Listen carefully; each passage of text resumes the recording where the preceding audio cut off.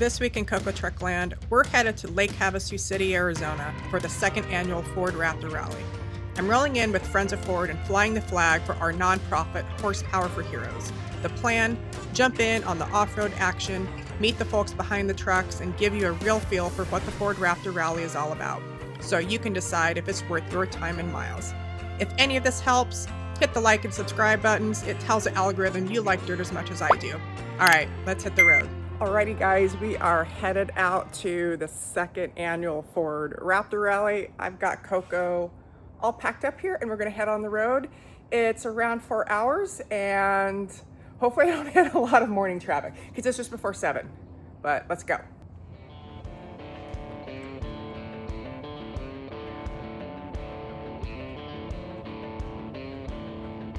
From the jump, the rally's vibe is simple. If you own a Raptor, any year, any generation, any model, you're in. This is Ford's way of getting face-to-face with the community. Executives and engineers were out in the open, answering questions about design choices, tech, and capability. Last year's rally kicked off in Utah on the Ford Performance Racing School campus with the Raptor Assault obstacles.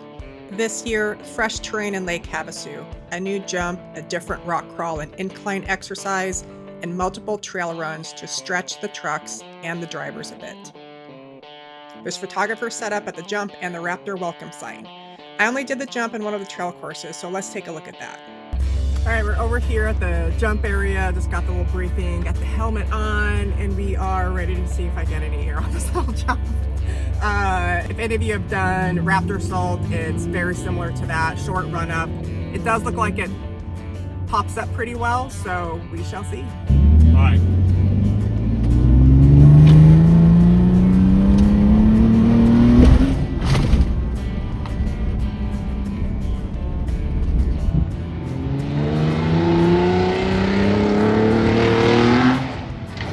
Base camp for this year's rally sat right along the shoreline at Lake Havasu State Park, which made for some amazing golden hour evenings.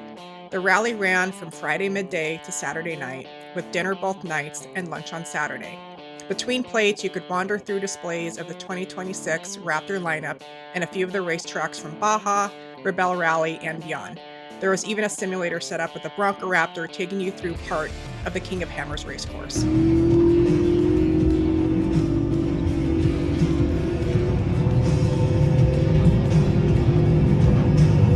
The vendor village was stacked. Fox, BF Goodrich, Optima, Quadlock, Amsoil, Midland Radios, Legend Bed Boss, and more. Traxxas even set up a little RC playground. And yes, the Traxxas Raptor was in the merch truck, tempting everyone. Over in the Raptor Club area, we set up Horsepower for Heroes to meet folks, speak on our mission, and help new owners find their off-road footing. And then there were the pro driver meet and greets with Loren Healy, Vaughn Gittin Jr., Bailey Campbell, Brad Lovell, and of course Ford Racing's new ambassador, Daniel Ricciardo, who just so happened to be in my jump group. Tickets were $500 for a regular pass and $1,000 for a VIP, which covered a driver and a passenger with add-ons for extra people.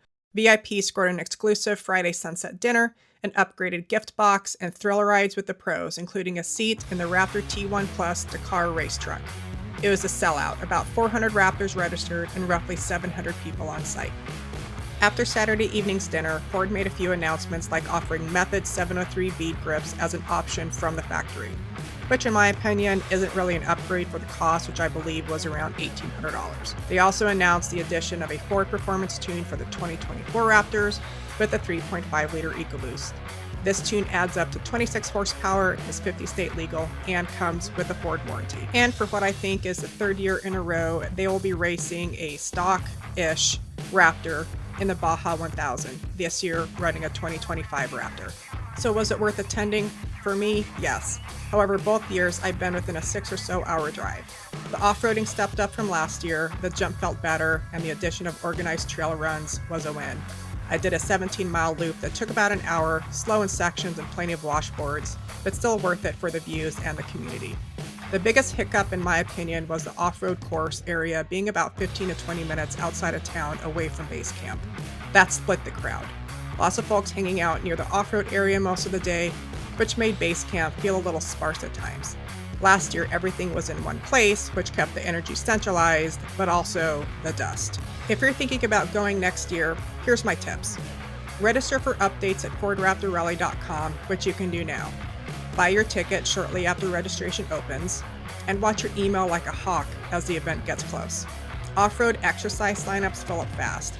I waited a couple days, and the best time slots were either booked or spaced hours apart, which forced me to shuttle back and forth between the base camp and the off-road course area. In the end, the rally is exactly what you make of it. Meet other owners, talk directly with Ford's engineers, pick vendor brains like grabbing shock knowledge directly from Fox, and enjoy a couple days for Raptors takeover. Word is we'll be in Southern California next year, so get on the update list and keep an ear out for Raptor Rally 3 in 2026. I hope to see you there. If you have questions about the event, drop them in the comments. I'm certainly happy to help. Thanks for riding along. Until next time, get outside and off-road. Here's some of my other videos YouTube thinks you might like.